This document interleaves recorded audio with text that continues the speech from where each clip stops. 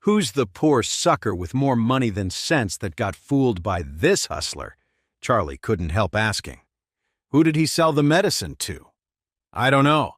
Irvin said he has professional ethics and has to keep his clients confidential. After Jacob finished speaking, he shook his head in sighs. The $500,000? He transferred it right to my account, saying it was out of respect for you. I tried to give him a cut for his trouble, but he didn't want it. That kid has a real talent for business. I told him that if he ever stops selling fakes, he should get a real job and go to work. Charlie shook his head. People like Irvin can't change. He's been hustling since he was a kid, and it's second nature to him. If he actually had to work a real 9-to-5 job, it would probably kill him. It's impossible for him to go to work. He'll never work a straight job in his life. However, since the pills had been sold for such a high price, the money could be used to support the family. Anyway, the Wilson family had recently left the Wilson company, and Clare might be unemployed for a while. Plus, Jacob's dividends from the Wilson company might not be coming in, so the money was perfect to help them through this transition. After making $500,000 for practically nothing, Jacob's depressed mood vanished. He walked into his bedroom, humming a tune from a Broadway classic, a smile finally back on his face. Charlie went back to their bedroom and told Clare about it. Clare almost jumped out of bed and asked nervously, "Someone spent that much money on pills?" "The money is one thing, but what if something goes wrong when they take it? Could we get in trouble?" "Don't worry," Charlie said with a smile. "This pill is just for improving circulation. The ingredients aren't expensive. It's not like you can eat them like candy. And the worst that could happen is they get a nosebleed for a couple of days. The blame is on the customer who bought it. Some people just have more money than sense." Clare was still worried. Then who on earth would be willing to spend $500,000 on 2 pills? Charlie said casually, "It might be someone with a blood clot or some kind of heart condition. The pill is actually very effective for those kinds of things." Hearing that, Clare felt a lot better. Those are serious medical conditions, and it would cost at least $500,000 to get treated at a hospital. She thought, "I just hope the medicine works, and they didn't waste all that money." After dinner, while Charlie was washing the dishes, he got a call from Orvel. Even though Orvel was known as the underground king of Orris Hill, he had kept a low profile and been much more subdued since meeting Charlie. While Charlie didn't exactly look down on him, he had to admit that Orvel was a pretty sharp guy. The last time Darren was being bullied, Orvel had helped him sort things out at the hospital. Because of that, Charlie had promised to give him a chance to move up in the world, but he didn't expect Orvel to take the initiative and call him directly. Answering the phone, Charlie asked, "Orvel, what can I do for you?" Orvel laughed nervously and said, "Oh, Mr. Charlie, I called because I heard about the order you gave to the Orris Hill Metaphysical Society. I wanted to congratulate you." Charlie said coldly, "Cut the flattery. If you have something to say, just say it. Don't waste my time." Orvel quickly replied, "Oh, Mr. Charlie, you see right through everything. I should have known better than to try and butter you up." "Still talking nonsense?" Charlie asked coldly. Orvel rushed to explain. "It's like this, Mr. Charlie. The Smith family has treated me well for many years. Their young lady has run into some trouble recently. I was hoping you could come over and take a look." Charlie said, "The Miss Smith? Waria?" "Yes," Orvel said. "Miss Waria is in trouble. The Smith family, which Waria belongs to, is the top family in Orris Hill. But the Smith family was still 1,000 miles away from the Wade family in Eastcliff. But Waria still doesn't know Charlie's true identity, so to her, he's just a young guy who knows a bit about antiques and has dabbled in metaphysics. The last time Charlie summoned divine lightning in Orris Hill, it really scared a lot of people, and they started calling him a master of metaphysics. However, Charlie deliberately made it seem to Waria like it was just a coincidence. After all, how could a regular person command divine lightning? In the end, Waria was confused, thinking that maybe Charlie just had some incredible luck. Since then, Waria had disappeared from Charlie's world. He thought she was just gone, but he didn't expect her to be in trouble. So he asked Orvel, "What's going on? What's wrong with Miss Smith?" Orvel said, "Miss Smith has recently been under a cursed star. Maybe something is wrong with her energy alignment, and she's had a terrible streak of bad luck." After that, Orvel added, "I've brought in a lot of spiritual energy consultants, but none of them can fix the problem. I was hoping you could take a look and see if you can break this bad spell for her." Charlie said calmly, "Tell me what kind of problems she's been having first, so I can get a better idea of the situation." Orvel quickly explained.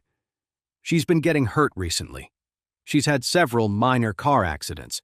Then she sprained her foot walking down the stairs, burned the back of her hand with hot coffee, and yesterday her own dog bit her.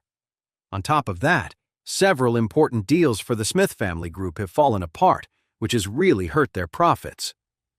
Then Orvel added, "But the thing that's upsetting her the most is that she somehow lost one of her most precious possessions, a diamond necklace she's worn for over 10 years.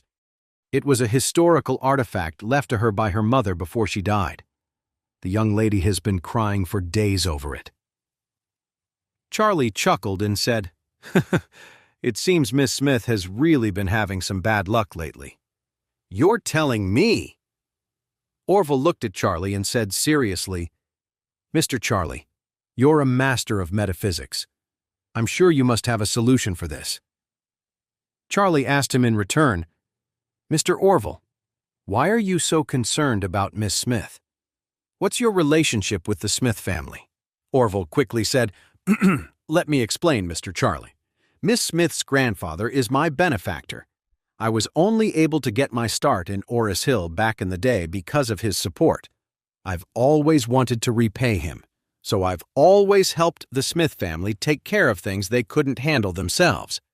Then Orvel said again, "To put it simply, I just want to repay a debt. The Smith family is my benefactor." "I see." Charlie nodded and said, "You're a loyal man. And Miss Smith and I are friends, so come and pick me up from my house tomorrow. We'll go take a look." "Okay," Orvel said excitedly. "Thank you, Mr. Charlie. I am so grateful." Early the next morning, Orvel called Charlie. When Charlie went downstairs, Orvel was sitting in the car and waved him over, saying, "Mr. Charlie, get in the car." Charlie nodded and walked quickly to get into the car. Orvel hurriedly started the car and drove towards the outskirts of the city. On the way, Orvel said anxiously, "I heard an energy consultant from San Francisco is coming soon. Mr. Charlie, you can't let him steal your spotlight." As he said that, he added, "Miss Smith is the oldest daughter of the Smith family and will soon take over the entire family business. If we can handle this perfectly, it will be a huge help for both of us." Charlie smiled and said, "Mr. Orvel, that's not what you said before. Yesterday you said it was to repay a kindness, but now you're showing your true colors. So you want to use this to get in good with Miss Smith?" Mr. Orvel said embarrassedly. "Paying back a favor is one thing, and making a good connection is another. I know you have amazing abilities, Mr. Charlie, but honestly, it's not a bad thing to get closer to Miss Smith. She's young, beautiful, and comes from a powerful family. If you two became friends and worked together in the future, it would be a huge win for you, don't you think?" Charlie smiled slightly and said lightly, "If the energy consultant from San Francisco is really that good, then there's nothing I can do about it." Orvel sighed and said, "Let's go and take a look first. You're a master of metaphysics with real skills. Maybe you can find the right opportunity. We can just snatch the job right out from under that guy." Charlie didn't say a word, but he was thinking about it.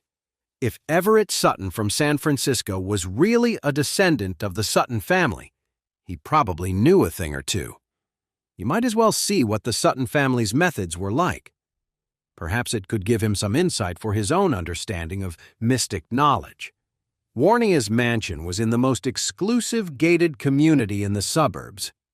Orvel drove Charlie all the way and stopped in front of a huge, lavish mansion. At that moment, a man who looked like a butler came out. Orvel quickly stuck his head out the window and said, "Ian, is the young league at home?" The butler, Ian Foreman, nodded indifferently and said, "Mr. Orvel, what brings you here?" Orvel hurriedly said with a smile, "I brought a master with me. I want him to help the young lady." The butler glanced at Charlie in the passenger seat. He didn't take the young man seriously and said coldly, "Mr. Orvel, Everett Sutton from San Francisco is already here and is doing an energy alignment for the young lady. It's not a good time to interrupt. If that's all, you can leave." Orvel quickly said, "Ian, Mr. Charlie is here. Why not let him take a shot? Besides, Mr. Charlie and Miss Smith are friends." Ian shot back, "A lot of people say they're friends with Miss. I've heard that story so many times, it's getting old. Besides, can the person you invite have skills as good as Everett Sutton's? He is the father of modern energy alignment. We went to great lengths to bring him all the way from San Francisco. So don't waste our time with your little sideshow. Now go on." Charlie was a little surprised when he heard that. It wasn't about Everett's identity, but about the fact that Orvel, a guy who ran the streets of Orris Hill, was getting shut down by a butler at Waria's front door. He just couldn't figure it out. Not only couldn't he figure it out, but Orvel was practically on his knees begging. Charlie couldn't help but think to himself that Orvel was really making a fool of himself in front of Ian. If word of this got out, he'd be the laughingstock of the entire city.